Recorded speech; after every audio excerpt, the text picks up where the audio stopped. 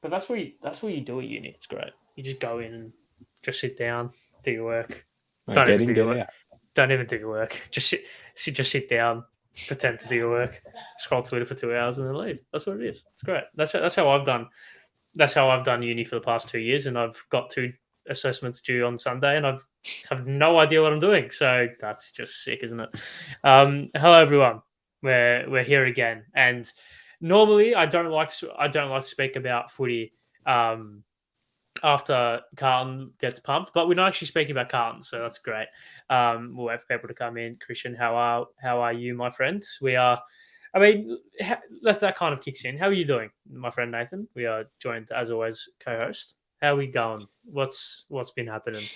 Well, What's been happening? I'm doing better than you purely because I did not spend my Friday night in Sydney and did not put my money, hard-earned money, into that team. So I feel like no matter how I'm feeling right now, it has to be just slightly better than you, but as Yeah, pissed off as anyone else, you know?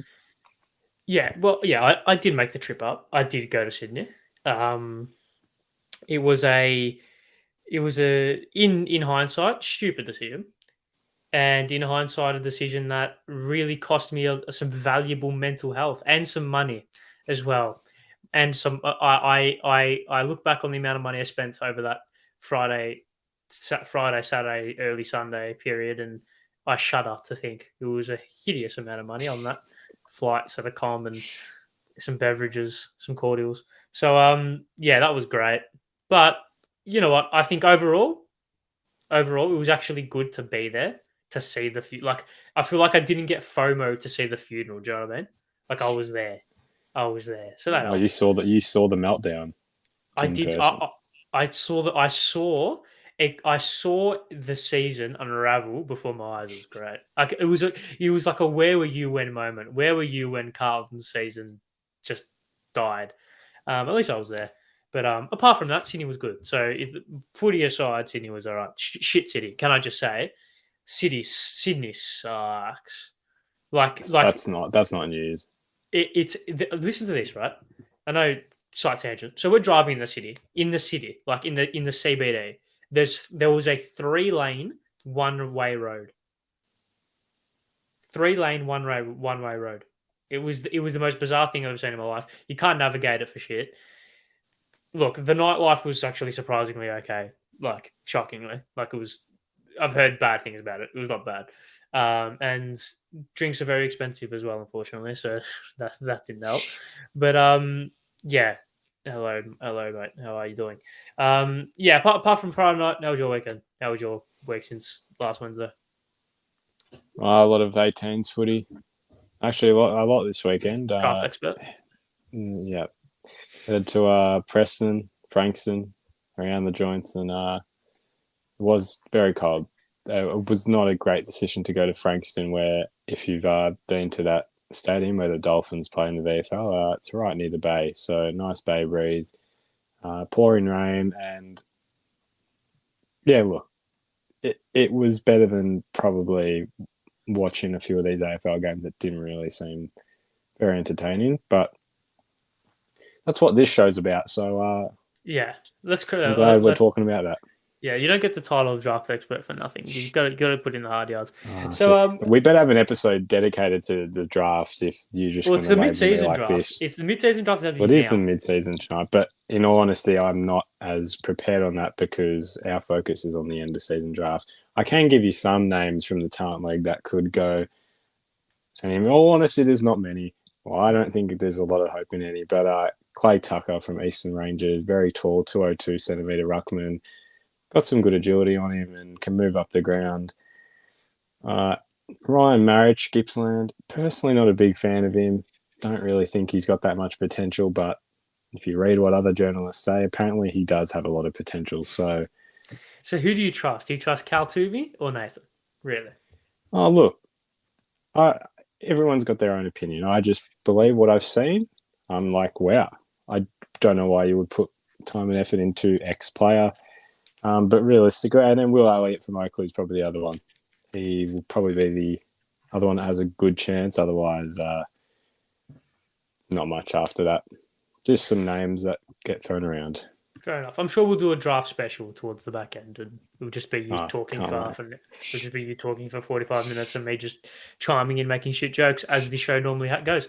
So, yeah, bumper show actually, we should actually start speaking about the football. Bumper show, speaking about a lot of things. Obviously, the bye round is happening this weekend, so we'll touch on the sides who have the bye and do a little bit of like a kind of, I wouldn't even say half season prediction, but a bye like assessment of a bye assessment of the teams that have the bye. We'll touch on where they sit at their mid-season break, and we'll touch on a lot of some other sides as well who did well who have done well throughout the season. Not even throughout the season, over the weekend.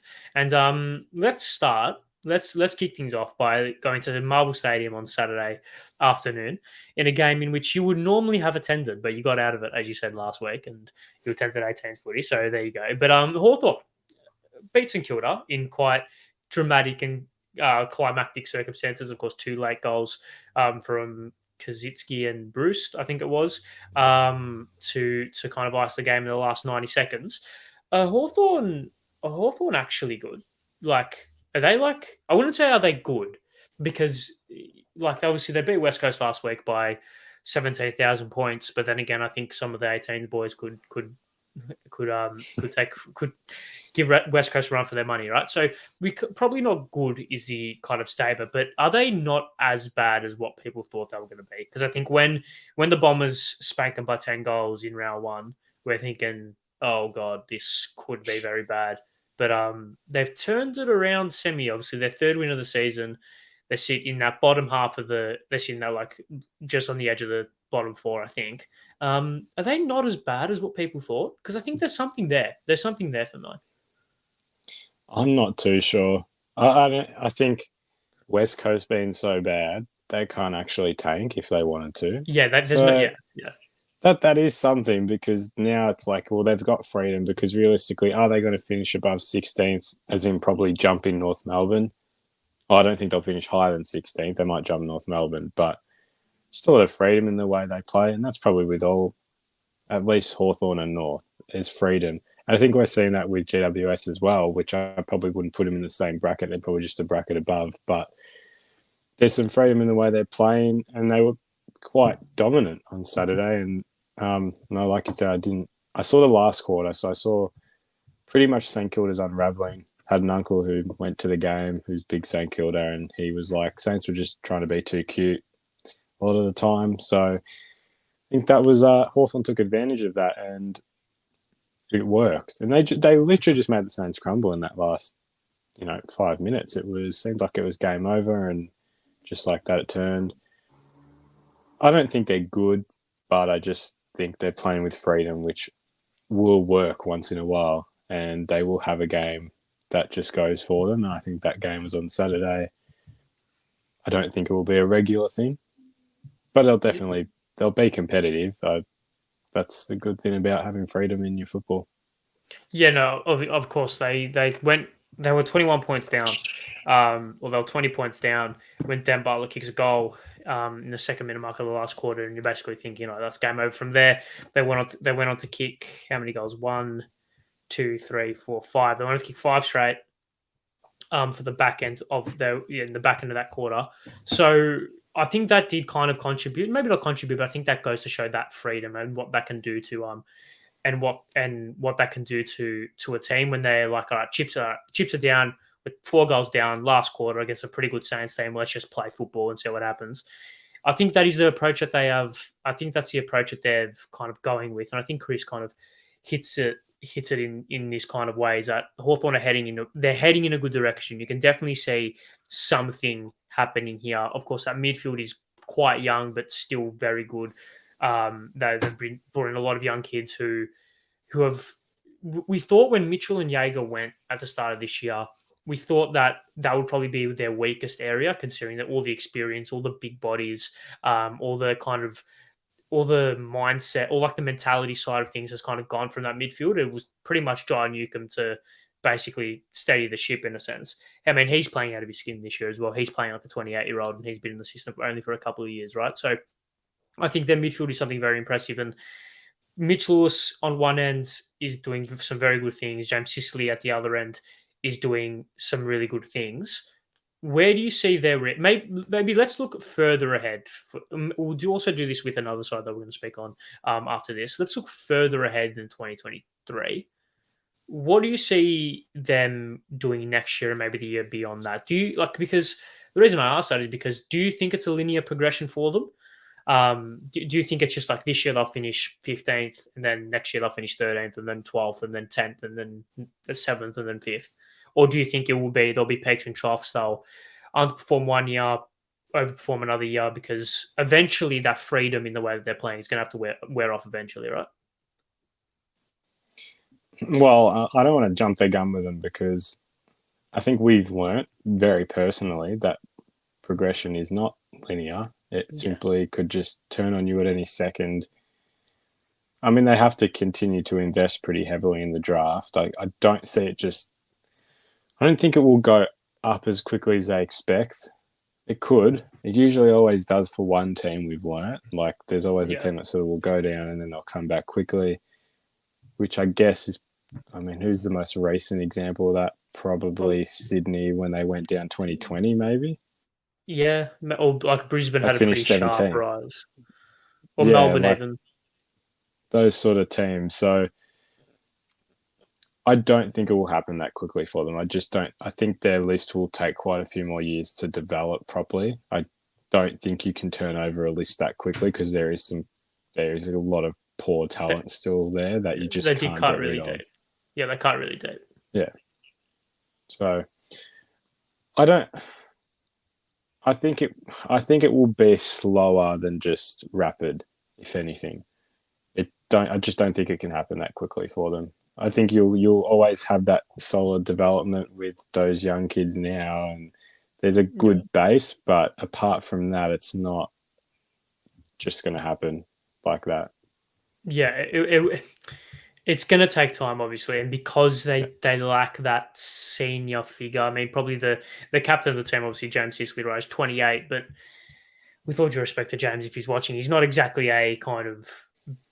I mean, we saw what he said about Tassie not long ago, right? He can do some slightly stupid stuff, right? And which doesn't really scream leader, right?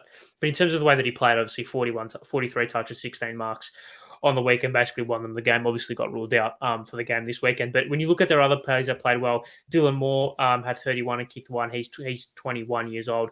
Will Day, 21, got around that had 30. Newcomb as well, who's 21, he got 31. Connor Nash as well. So these who's 24, these play unassuming youngsters, because what the thing is about Hawthorn is that they're very young, but they don't have that one superstar young player. So it's not like West Coast next year when they've got Harley Reid, we're assuming, when they've got Harley Reid and they're going to build around that. It's not like when Carlton had Sam Walsh and they're going to build around that, if that makes sense. They're one big key youngster. They've just got a bunch of them that are all playing quite well. So it builds this really good kind of depth and unpredictability about them as well, because it's not like stop X player and then stop the rest of the team, if that makes sense. If you were to give a prediction, I know we're jumping ahead, obviously, but why not? Just for the sake of conversation, let's jump ahead. Where do you see them at the end of next year? Not at the end of 2023, end of 2024. Assuming, or you can assume whatever you want happens to them, where would you see them kind of being? Because I would assume right now they'd finish in the bottom four this year. I just think they're not good enough to break that kind of next layer. But where would you see them? I don't see, if they'd finish in the bottom four next year, I wouldn't call it a fail. Like, I just don't think they've got enough to really lift that. Like, I really genuinely think they're going to struggle. Like, they will have a good struggle now. I mean, if they'd finish around 5th, 14th, you'd probably take that. But I don't see them getting better than what? I don't see them getting better than more than like 2 or 3 teams next year. Yeah. So yeah, no, I would agree.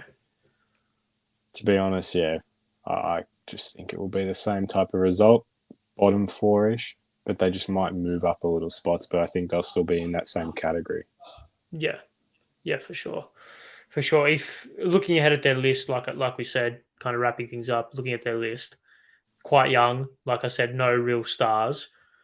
do they go out and poach someone out of contract and try and be the Chris Judd the Chris Judd-esque move that can just typify the rebuild? Or do you think this just real young and exciting team can just nurture themselves and build themselves up by themselves? I think I actually wouldn't know. I think I wouldn't mind seeing them go after like a big name and try and get him across and really be that Chris Judd player for them. But I guess who that player is depending on the list, because would you bring a midfielder in considering how good their midfield is already and it's still quite young, or would you bring in a forward to kind of what does that happen to Mitch Lewis? Do you bring a defender? But like, is it even worth bringing in like I wouldn't say Ben Mackay. I wouldn't say he's that big of a name, but like a big name defender to kind of like, is that a big enough name signing? What would be the strategy from that perspective, do you think? Well, sort of going back a bit, I reckon you invest in the draft one more year, and then probably next year is when you look at what you're talking about. I'd look at a defender.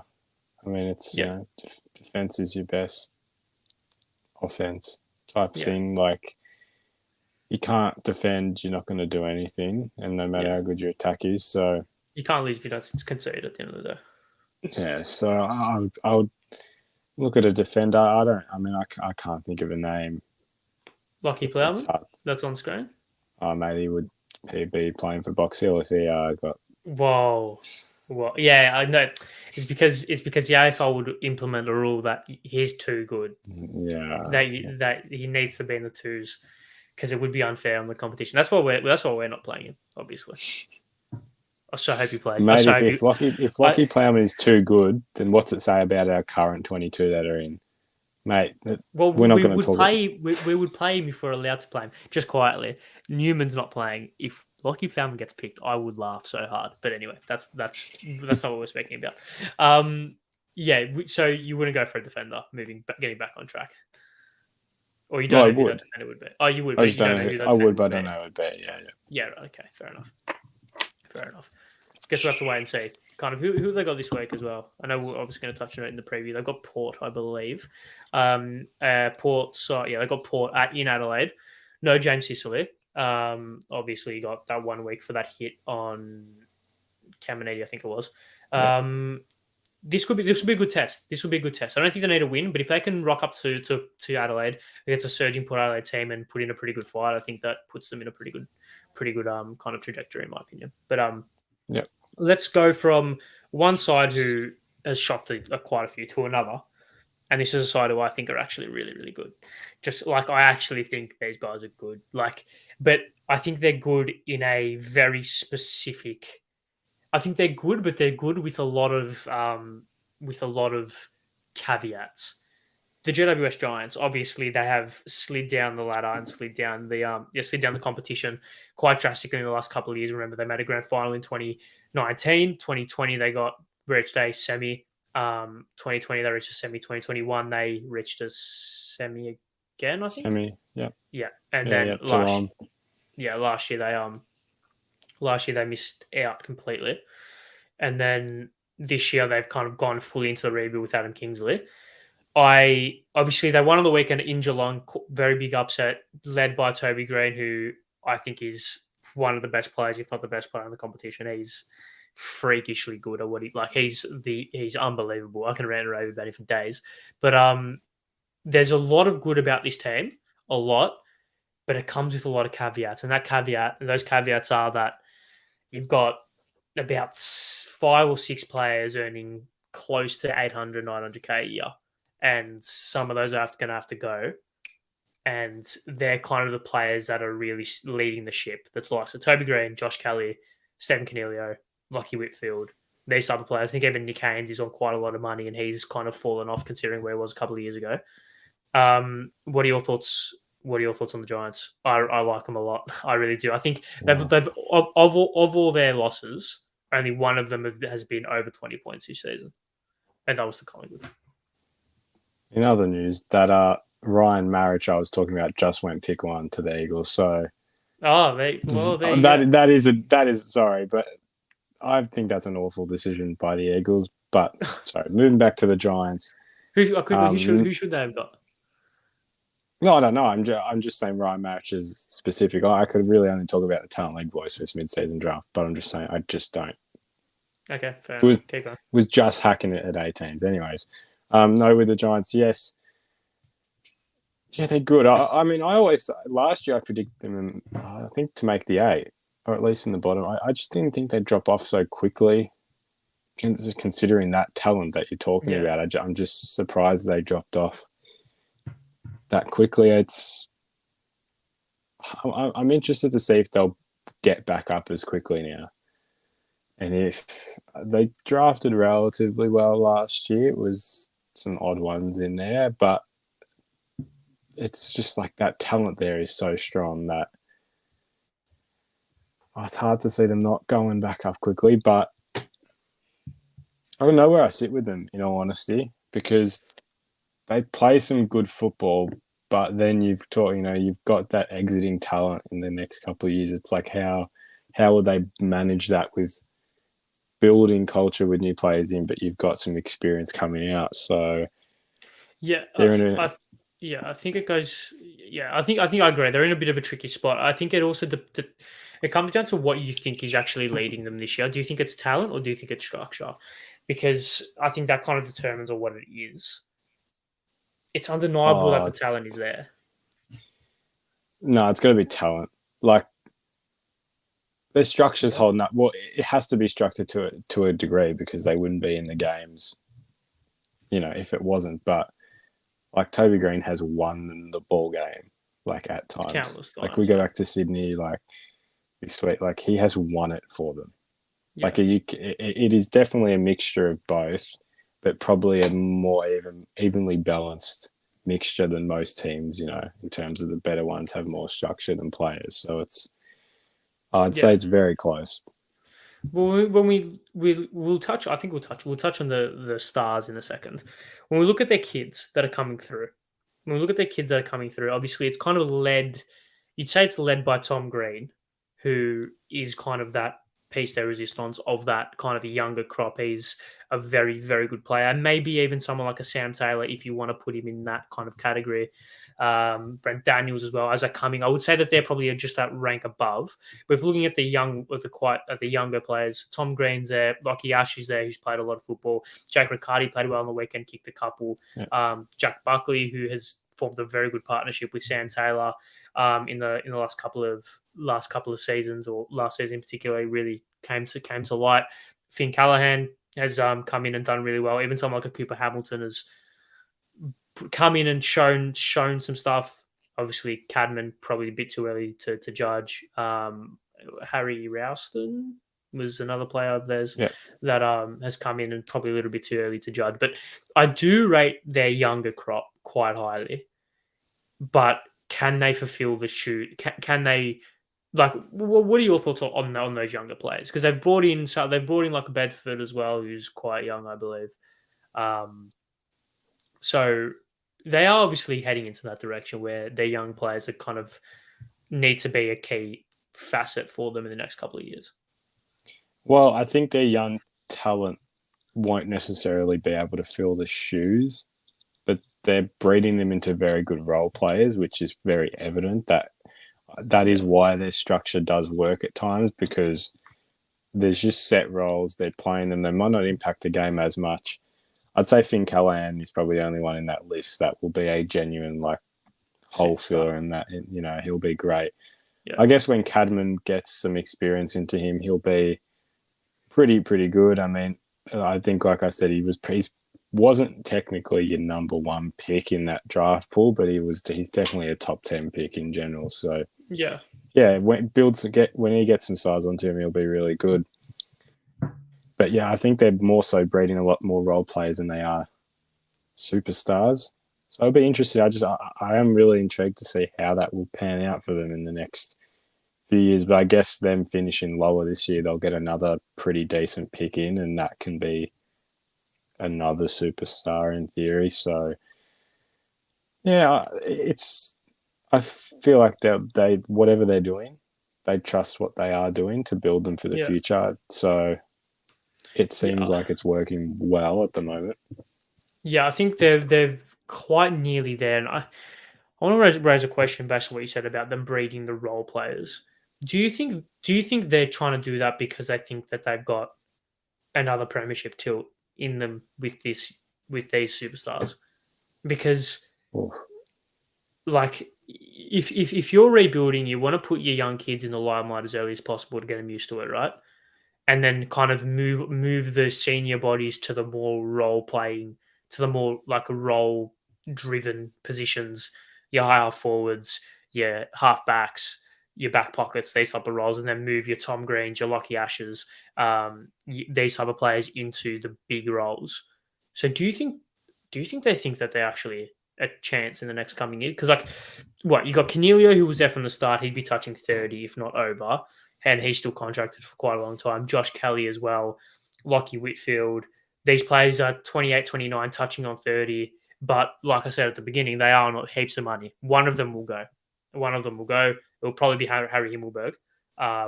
He's been linked and he's out of contract, so he will probably go. So there will probably be Harry Himmelbergless next season.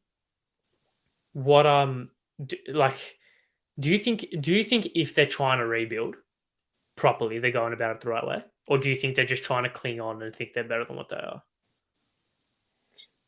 Oh, that's tough. Like, well, surely, I mean, you have to have that vision in mind that you can contend again, right? Like, you always have that at the back of your head. Whether it's a genuinely serious thought, I'd highly doubt it. Yeah. I don't see what benefit getting good all of a sudden would do to them when they could probably just have another year or two, finishing a bit lower, get some good picks in, strengthen what they already have. I mean, realistically, if this team does contend again, they're not going to be like a top four, right? Like they just get into finals. They'd have to do the Dogs and what they did, Bulldogs, basically. yeah.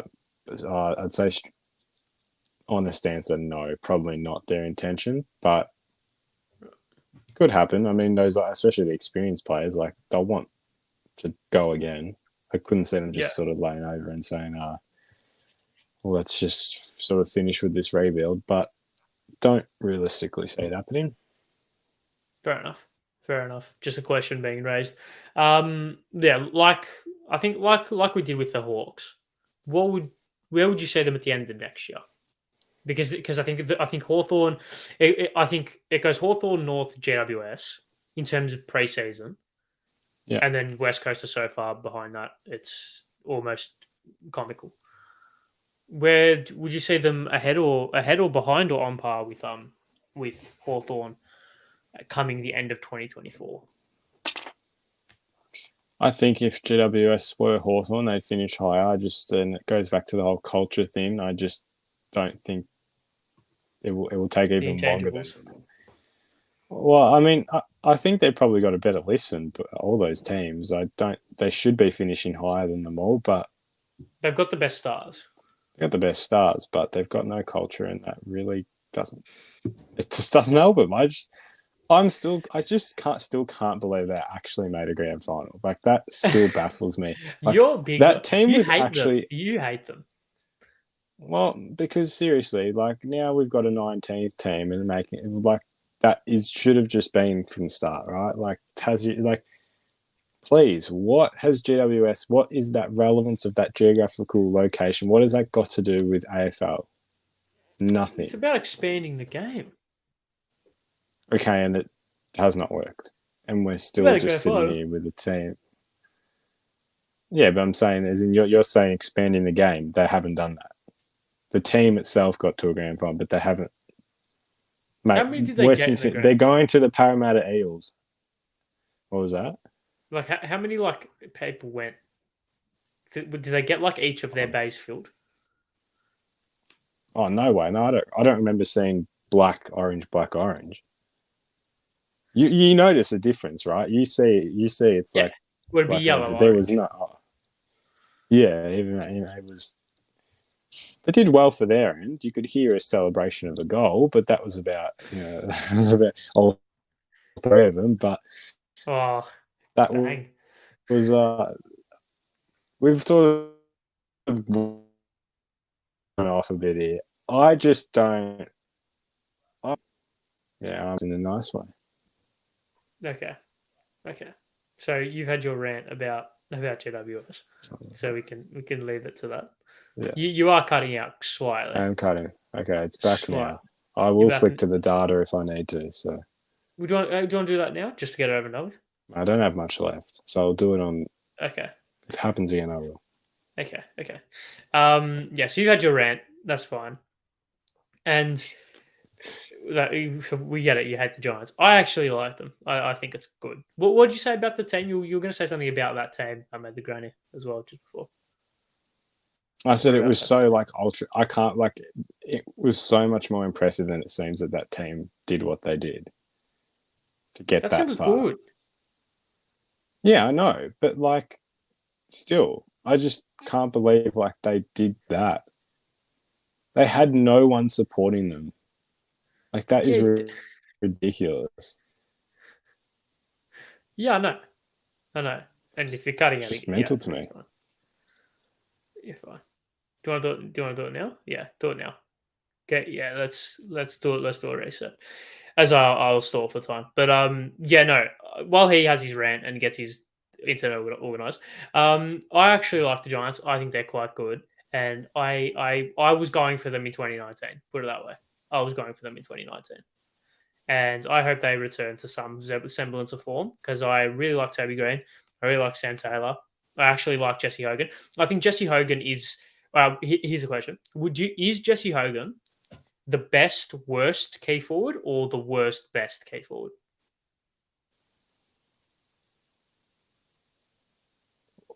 Sorry, what the best worst key forward? So is he the okay, best? Yeah, so is he like understanding. good? Is he a good bad key forward or a bad good key forward?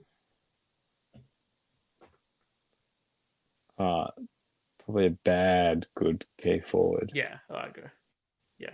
Yes. He's good, but he's bad of the good ones. Yes. Yeah, okay, I would agree. Good.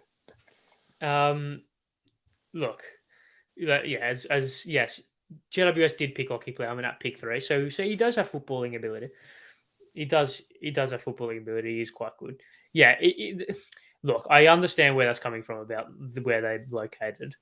They do get supporters. In fairness, can't knock them for that. But they don't. Like, let's be real. That's not seriously VFL. You get better support than that. Fair. I mean, you mean you're a draft expert. Do the 18s get better support than that? Mate, Dandin on last Friday night was absolutely rocking. I couldn't believe how many turned up for that. That was like mental. I haven't seen such a crowd for an 18s game, but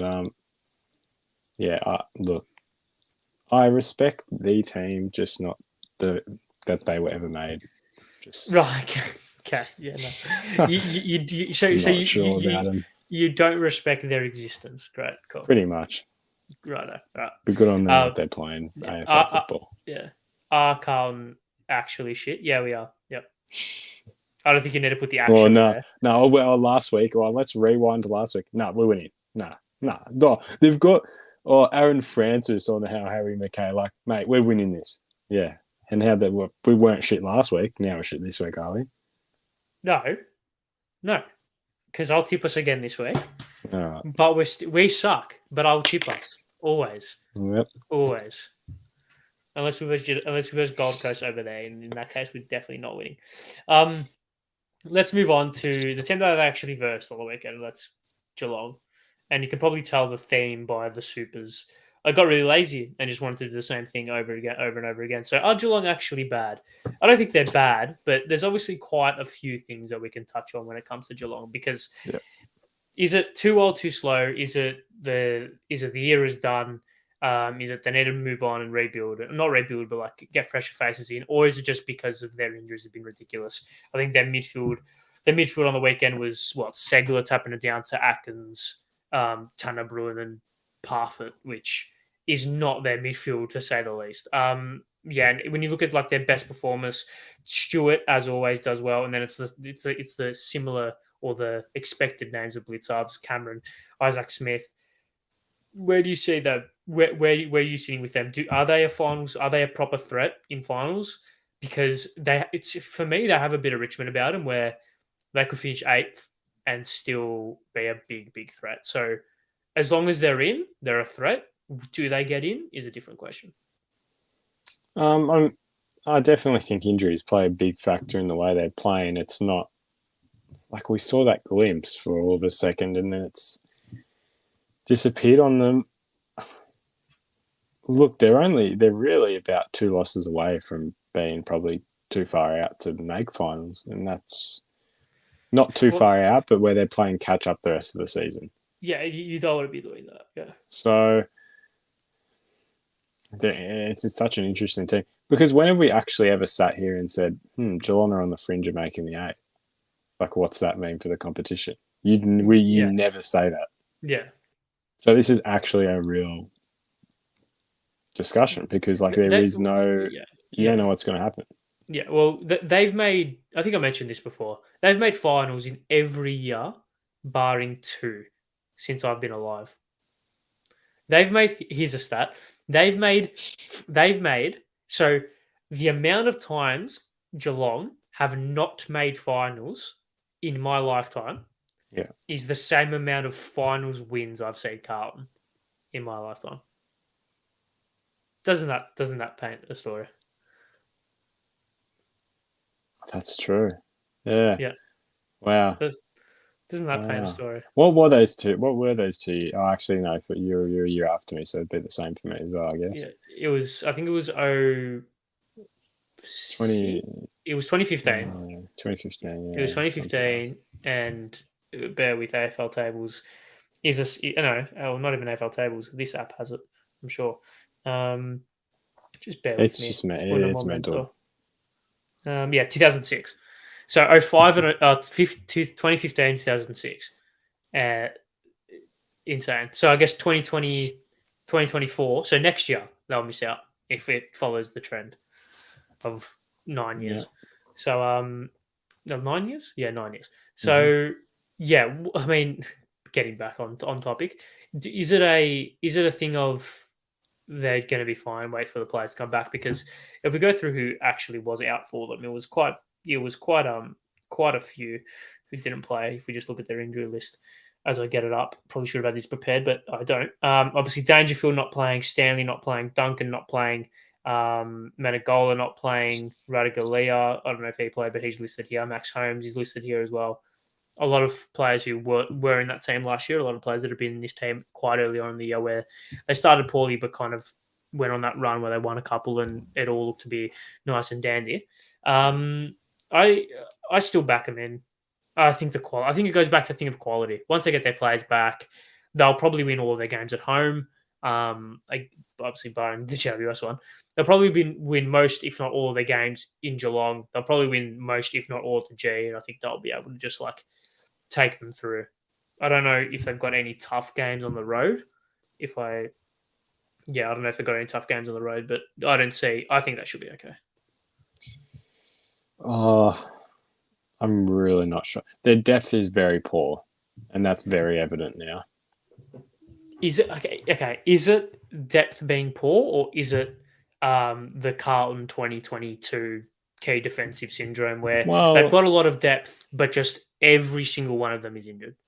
Like they've got about 8 good midfielders, but 6 of them are injured, which doesn't happen. You know what I mean? No, I just don't think their depth does much for them. I think it will become very evident.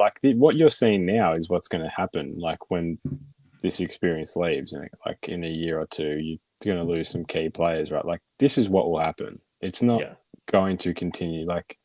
Surely, right? Surely. And I say this because I genuinely just am sick of them making finals. Surely it has to end at some point. The cycle has to break. But this is, GWS, we've sort of established they've got a decent list, but you should not be losing to them. Even with a poor team, even Carlton, if we look back at that, we're thinking, wow, beating the Giants was actually pretty decent, especially over there. I just think their depth doesn't really stand up that much, and it's not as good as it should be for a team who needs to probably rebuild in the next few years. Not this year, but just in the coming years. Well, their team, their run home, tough. Tough. Yep. The Dogs at Docklands, Tough. Port over there, tough. Yep. Melbourne at GMHBA, but still Melbourne, tough. The Swans over there, tough. North in Geelong, so that'll be the good percentage booster they need. Essendon in Geelong, which if Essendon are still playing for something by round 18, you expect them to put up a fight. Brisbane Gabba, tough. The Dockers at GMHBA knocked them off there last year, tough. Port GMHBA, Port will probably be contending for top 4. That's tough. Collingwood at the G, tough. St Kilda at Marvel, that'll be tricky. And then they finish with the Dogs at GMHBA. That's a very hard. You could write them off if it was any other team but Geelong, you'd be absolutely crossing them out. Horrendous run home. It is literally the fact that they're Geelong that you just somehow know they'll make it. Like they'll just make it. Yeah, they might get pumped in the first week, but they'll make it. Yeah. So that is that's ridiculous. That is tough, I know. And they have the bye next week. So speaking of the bye, we're heading into the bye rounds. And before we touch on the 4 teams that have the bye and give them like a quick assessment before we wrap things up, can we do the bye round a bit differently? There's been a lot of talk this week about obviously there's 4 bye rounds. So this week, 4 teams have the bye. Next week it's 2. This week 4 teams have the bye. Next week it's 2. Week after that is 6. And week after that is 6. And then we're back on schedule, returning with Thursday night footy. Oh no, we return to Thursday night footy during the bye weeks. But yeah. So it goes 4, 2, 6, and 6. That obviously equates to 18. This seems like a really inconvenient way of doing it. And I feel like we should be able to do it differently. Is it as simple as just giving everyone a week off? Is that the solution? Yes. Great. Moving nothing on. else to mate. Seriously, it is not like. Will people suffer that much without a week of footy? No. Like it's fair that way. It's not. I mean, not that the AFL knows much about fairness in this competition, but it is fair. Well, did you give everyone a break 1 week? That's boring, but at the same time, well, it's fair. There's doesn't matter if you've got a player that they've got the bye at the right week. It's just simply no matter where you are, where you sit on the table, what injury list, you all have a week off. You all have the same week to do whatever you need to do to come back better, and you're back. So everyone has a week before finals. Why don't we split that? Why don't we let the bottom 2 elimination finals have an extra week? Since it's seriously, it's. Are you telling me the AFL fixture is wrong? Is that what you're saying? Oh, no, it's good. I don't mind playing Gold Coast within 8 rounds of each other. I mean that's great fixturing. That actually seems how I wanted it, because I reckon 8 weeks is enough for me to prepare for the trip to Gold Coast. That's great. Right, seriously. I also love versing a side twice before I verse a side once. It's great. Oh, that's my favourite part. Yeah. If anything, that just gets me up for the season. Yeah. Just knowing it's like, I can't wait to face this team again. Because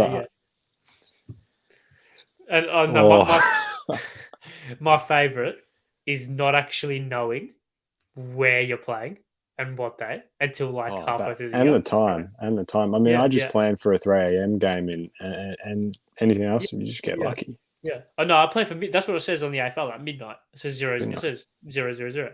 So I just assume we're playing under the lights, right? Every game on at the same time.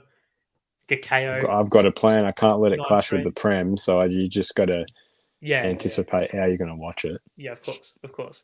So basically, we come to the conclusion that the AFL fixture is faultless, the bye round's faultless, and let's not do anything else. Let's not change it. So would you actually just cut it in half, or just cut the season in 2? Go X amount of rounds bye and then X amount of rounds. Yeah, I just don't see Would you have it in the bye week, like a state of origin, mate? Well, you can't, because then you've got some players some players get.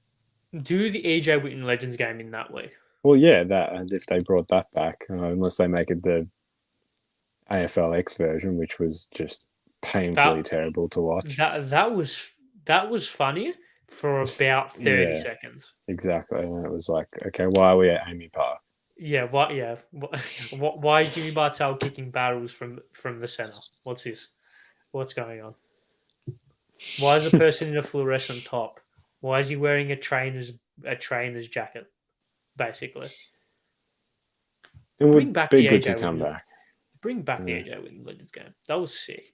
that was I good. found myself watching like what was it? I think it was a 2015 AJ Witten Legends game, like 3 a.m. one night. It was I just had it on. It was actually I missed the old Channel 9 scoreboards as well. Yes, Uh, yeah. bring that back.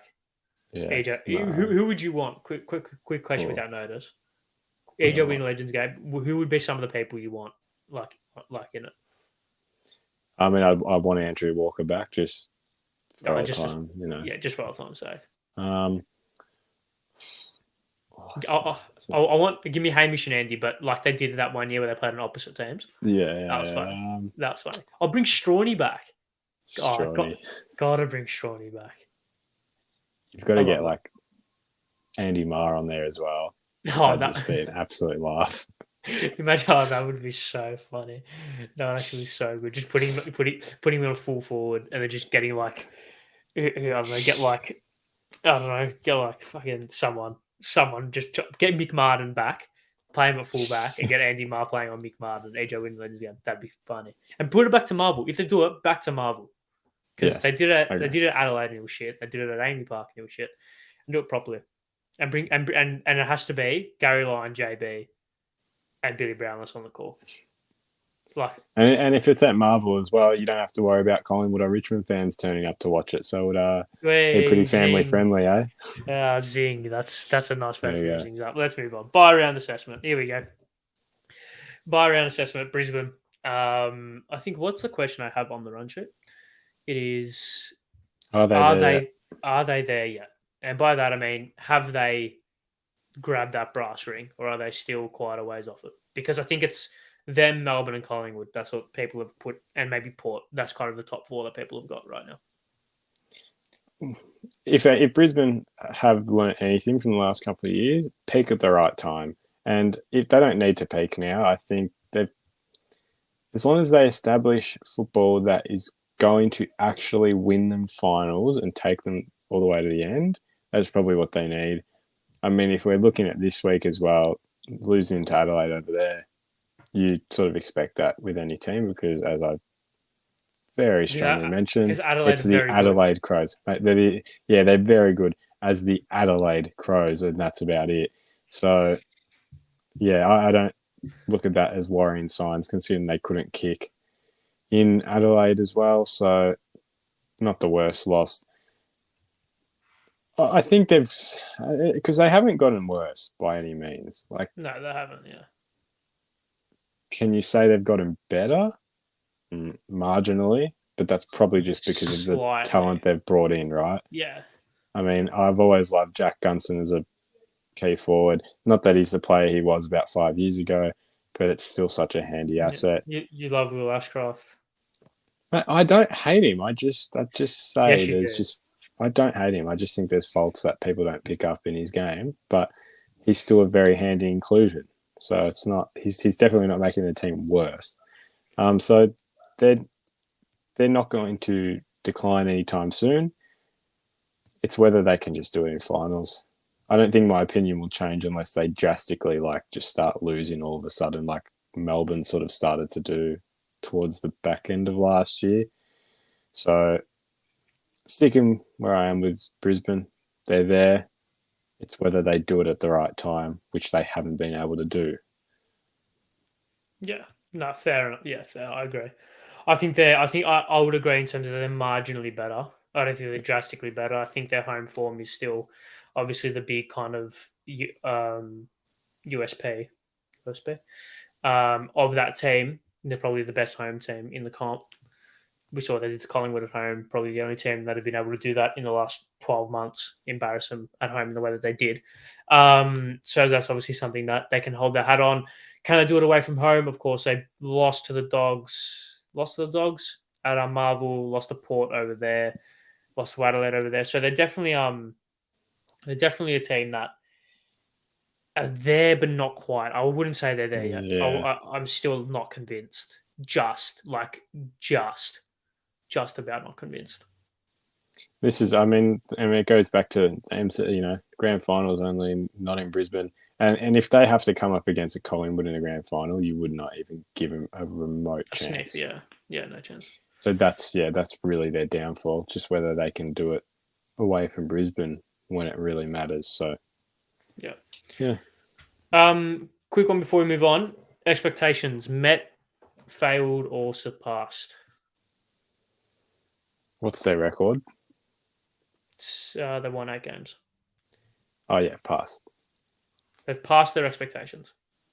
Or is it? Oh, sorry, as in met. Sorry, like pass the first half, met their expectations. Sorry, yes. Okay, so Brisbane have met their expectations at the halfway mark of the year. Yeah, okay. I would tend to agree. I don't think they're there yet, but I think they're on the right track. Before we move on, quick one. Can Crom make the 8? Absolutely. Absolutely, if they can make the 8. Look, and you've said this last week, I'm very big on you win all your home games, which they will do. So when we had a discussion about this where they literally only have to win probably about 2 or 3 interstate and they actually will win enough to make the 8. Yep. So I say yes on that basis, but I don't think they're a top 8 team. I think they're quite phony outside of Adelaide. So I don't think if they don't play in Adelaide in finals, I don't think they'll do anything at all. I think they're very good. I rate them highly. It's all right. Maybe you hate Port and maybe you just hate Adelaide. Well, it doesn't take a genius to figure that out. I mean, yeah, that doesn't come. But the thing is, this doesn't come from as much as AFL. It comes from soccer. Like, it's more of a. You don't like United? Well, no. Well, why? Actually, I like the culture they have, but I don't like Adelaide. You just don't. No. Look, I didn't go to Gather Round for a reason. Put it that way. Gather Round was in Sydney? Maybe. Actually, no, Sydney's a shit up. Bring Gather Round to Melbourne, then I'll be there. I'm sure I'll go down well. Hot take, Crows are the best home team. Yes, I agree. No, I agree with that. Yeah, I completely agree. Them in Brisbane, yeah. And the Pies. But there's no such thing as a home team when you're in Melbourne, unless you're Geelong. That's it. I mean, Geelong's not even in Melbourne. You know what I mean? Yeah. All right, moving on to the next team that I have the bye as we closing in on it now. Freo started poorly and then I've turned it around. Big win against the Days on the weekend, led by Luke Jackson, who has shut up a lot of critics. Dry Miss playing full forward looks very good. For those who know, I love Dry Miss. I love his shoulders as well. So he reminds me of I don't know. He takes like those marks are like overhead. It's good. Anyway, he's got the potential for like a real big like Fev shoulders. It's great. So yeah, he's good. Their midfield's obviously great. Andy Brayshaw as well. Superstar of the competition, in my opinion, one of the better two-way runners, especially last year. Fell off towards the start of this year, but has kind of picked up form again. Sarong's a star. The defense is obviously quite good, led by Alex Pearce. At the back, even Hayden Young as well. I like. Aside that, underperformed heavily towards the start of the season, but have turned it around. They have a positive record of sitting in the top 8 and have beaten Melbourne at the MCG. If you would ask me this 4 weeks ago, I would have said that they'd failed their expectations. But I think, what's their record? They've 6-5, possibly 6-5, and they've won. How many of their last? They've won 1, 2, 3, 4. They've won 4. They've won their last 4, and including wins over Geelong, Sydney over there, and Melbourne at the G. If you had told me they'd be 6-4, but they wouldn't have lost their first 4 games of the season, I would be like, okay, that's a pass. But, it's tricky.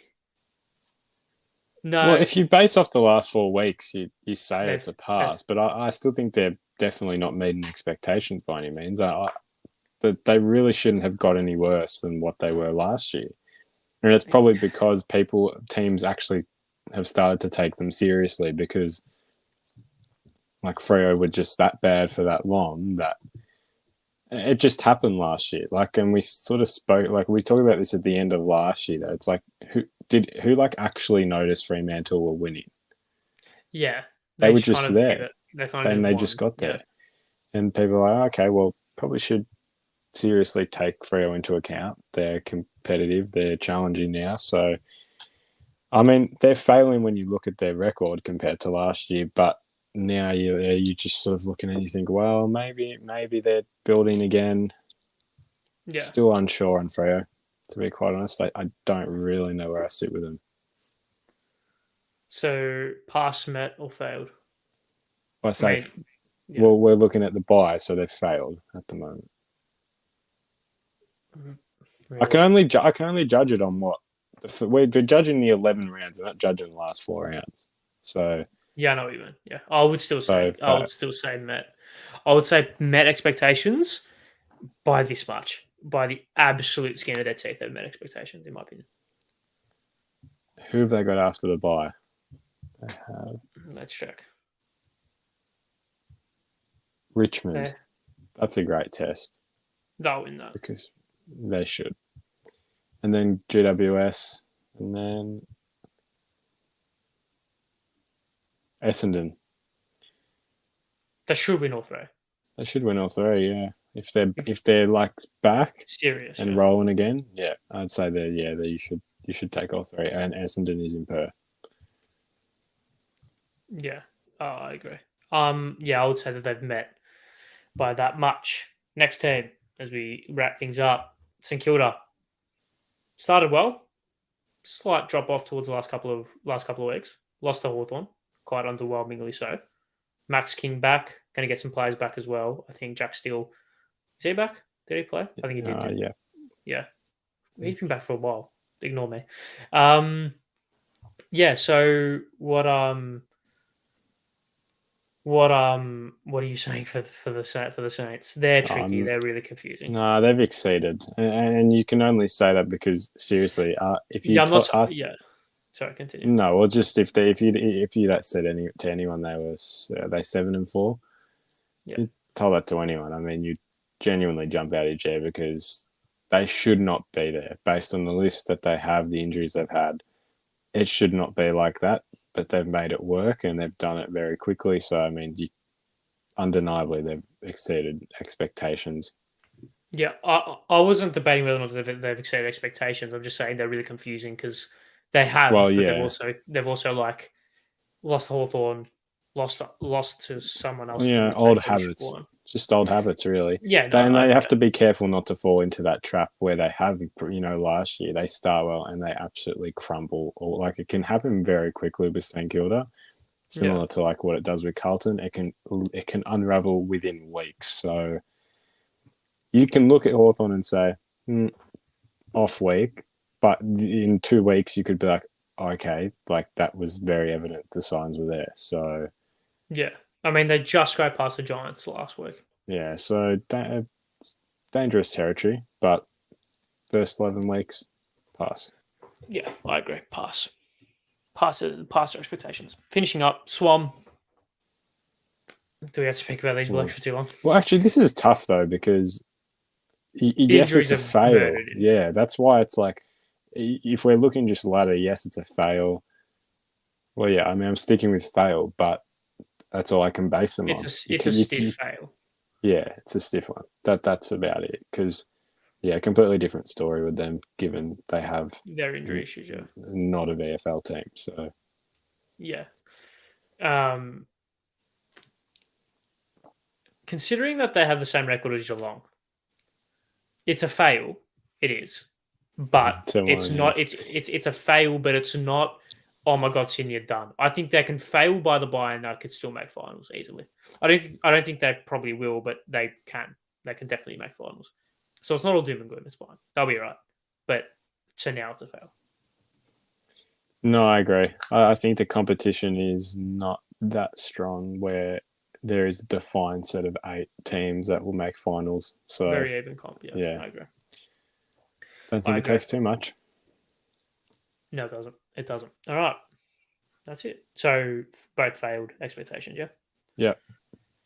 Lovely stuff. Let's finish things up as we touch on the hour mark. Round 12 preview. Speaking of tips, I got. Look, I'll be honest. Okay. I went back and watched last week's, and apparently I got. Actually, before we do the tips, a couple of questions. Quickly, first 5 years of the Tassie team, what players will go there? Quickly. I know you hate speaking about these blokes, but it's been asked, so we ought to answer. I genuinely can't see that you put me on a spot like this. I cannot think of. Lockie Cowan's one. Lockie Cowan will go. A kid called Colby McKercher in this draft pool will go. He's very good midfielder. I think they make finals in their first 5 years. Yeah, that's possible. The draft pool, like the talent pool, will get worse by them coming in. So it's actually very realistic. Yeah. How underestimating how young the Crows list is. I agree that I could rant and rave about the Crows for ages. It's much to your dismay. I think they're elite. I don't know. I just think they're phonies right now. I'm not speaking for how they go in the future. Just right now, that team is not serious. You cannot look at me and say that team is like they just do it in one spot. That's it. Okay.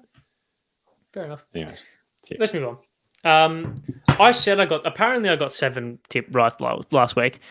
This sheet of paper that I got in front of me has the tips on that, which I wrote down. And apparently I've got 5, but I don't know where I've got 7 from. So I've got 5. I'm going to assume I calculated yours correctly. So I got 5, you got 6. That's great. So I'm on 49, you're on 64. So, well, I thought you'd beaten me for a week, and there could have been a comeback brewing there, and you've somehow gapped it even more. No, yeah, of course. So yeah, let's kick things off. Melbourne Carlton. Yeah, well, I've got the actual realistic tip and saying Melbourne. Yeah, put it up. Yeah. The Carlton Football Club. Yeah, right. The Carlton Football Club will beat Melbourne on Friday night. Yeah, maybe in a fist fight on some area of the ground, maybe, but that's about it. I didn't say what they would win at. We're going to win the toss, all right? We're going to win the toss. Tails, Cripper. Yeah, tails. Port, Hawthorn. Port Adelaide. Port, I agree. West Coast, Collingwood. Well, West Coast proven a bit of a challenge. Content tip. Oh, could you know what? I will, because I'm that far ahead. I don't mind. So yeah, go on, Eagles. Yes, lovely. Bulldogs, Cats at Marvel.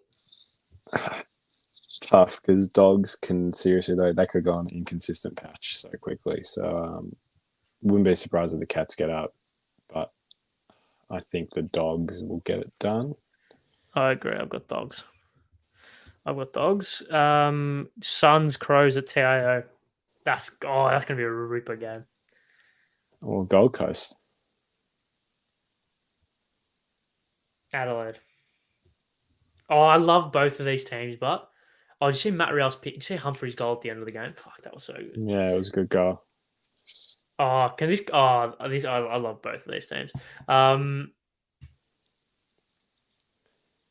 Yeah, well, I can't go away from what I said. Adelaide are probably the better team, but just such human just because I need to catch conditions. Up. Just because I need to catch up, I'm going to go Crows.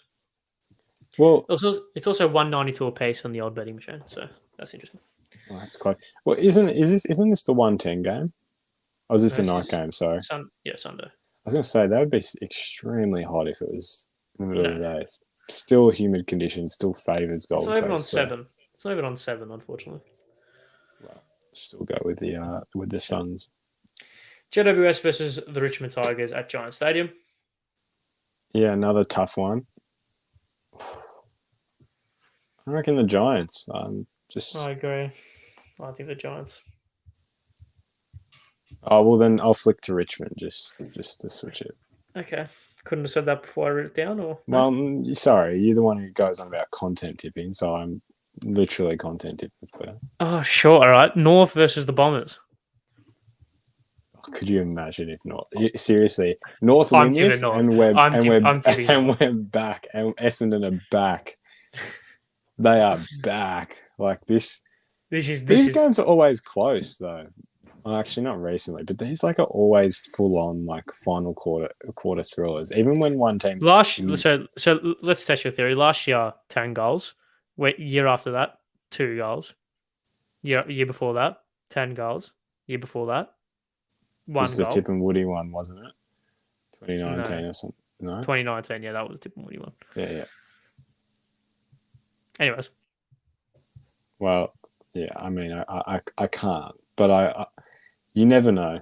But Essendon for me. I've got North. Oh, that'd be so funny, wouldn't it? Yeah. So I've got Carlton, Port, Pies, Dogs, Crows, Giants, North. You've got Melbourne, Port, West Coast, Dogs, Suns, Tigers, Bombers. We differ on 1, 2, 1. We differ on all the Sunday games. West Coast, Carlton. We differ on 5. There you go. It's pretty good.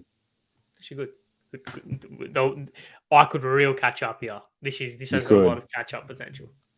I mean, you're back within 9 if they all go your way. So Shut up. you're Okay. back within still a full round of tipping if you are. I make the rules. I can just change it. All my tips are worth 2 points. What of I'd it? still win. Okay. Do you want to do it this week? No. Okay. Oh, wait for just this week. Just this week. All my tips are worth 2. All yours are worth. So even if Port win, I get 2. You get 1. Catch up mechanism. Oh no, I thought you meant just for the ones we differed on. Okay. All right. Okay. We each get 1 round where we can double points it. We can double points the different tips. But why would you do it this round though? Because you got less games. Yeah, good point. Actually, good point. I won't do it. I say we will. Yeah, we keep that. We will do that at some point. Yeah, but it's just not worth it. We'll double. Yeah, nice, good. Right. Oh yeah, I won't do it. Oh yeah, okay. Yeah, that's actually good. Makes it interesting. Good catch-up mechanism for myself there. All right. Thank you all very much for watching another episode. 110 minutes. No, that's not it. 1 hour and 10 minutes. Yeah, thank you very much, Nathan, for joining me once again. It's been a pleasure, never a chore. As always, thank you very much for watching. If you've stuck with us all the way, I appreciate it. Thank you very much for interacting in the comments, all that good stuff. Make sure you like the video, subscribe to the Billboard YouTube channel, under 200 away from 10K. And wouldn't it be great if we could just line up so the first stream when we hit 10K is ours? That'd be great. That'd be good. That would be funny. But yeah, make sure to subscribe, like, follow both of us on Twitter at Ari_YR_Stammer at Nath Seppi. Tune in next week. Hopefully Carl win, please. See you guys.